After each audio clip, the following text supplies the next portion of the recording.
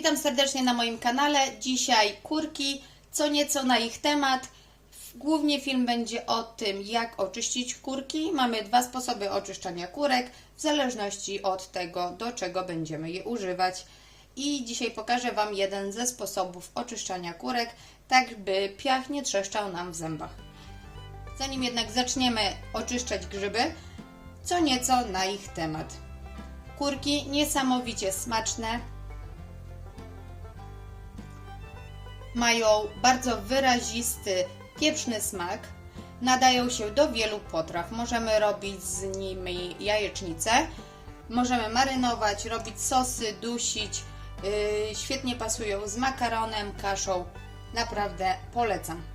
W związku z tym, że mają bardzo dużo piachu, nie każdy za nimi przepada. Moje pierwsze doświadczenie z kurkami nie było zbytnio przyjazne dla moich zębów, ponieważ kiedyś kupiłam sobie takie kurki marynowane w sklepie w słoiczku i to była taka przygoda, że przez długi czas kurek nie jadłam.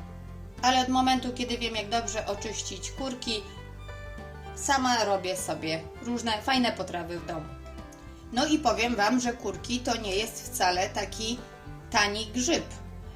W Polsce mamy już nawet chyba 60 zł za kilogram tych grzybów, także cena kosmiczna, więc warto pójść sobie do lasu i nazbierać samemu, jeżeli znajdziecie, bo skubańce się chowają pod ściółką leśną i trudno je dojrzeć. Ja sobie już trochę oczyściłam te grzyby, ale dalej jest w nich piach.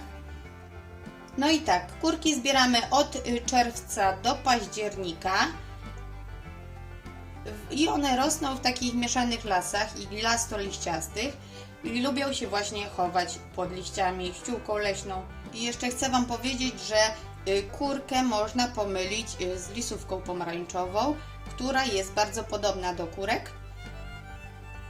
Natomiast lisówki wyrastają raczej od września i miąższ nie jest taki blado-żółty w lisówkach, ani biały, tylko taki właśnie pomarańczowy.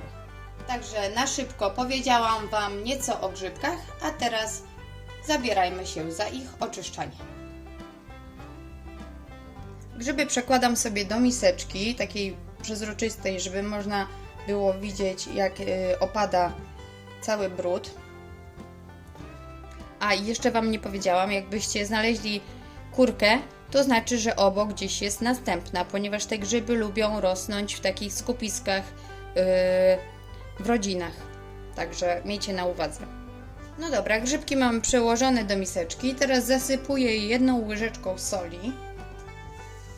Zasypuję solą, ponieważ sól z jakiegoś powodu przyciąga na dno cały brud. I już jak mamy kurki zasypane solą, zalewam je wrzątkiem. Już mam wodę zagotowaną, zalewam grzyby i dam im chwilkę, by odpoczęły sobie w tej wodzie, a następnie je zamieszam.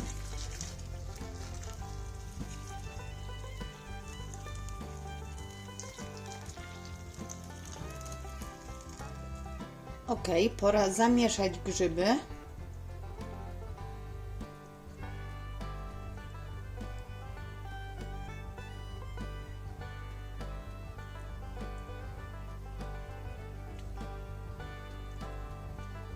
No i zobaczcie, wszystko ładnie opada sobie na dno.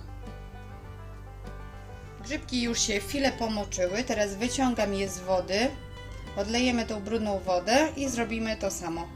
Jeszcze raz.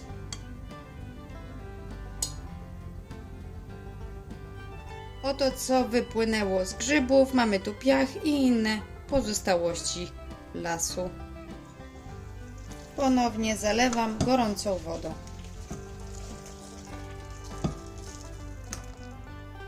I to jest moje drugie płukanie. Nadal wypływają różne brudki z grzybów. Jak chcecie, możecie powtórzyć ten proces nawet 3 razy.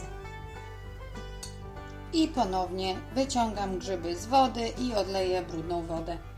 I to już będzie wystarczające, by móc przygotować moje duszone kureczki w śmietanie.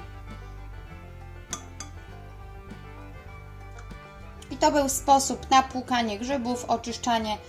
Na pewno nie usunęłam 100% piachu z nich, na pewno coś tam się znajdzie, ale jest to jeden z lepszych sposobów na oczyszczanie grzybów. Jeżeli jesteś zainteresowany, zajrzyj na mój kanał i zobacz, jak zrobić kurki duszone w śmietanie. Dziękuję bardzo i trzymajcie się.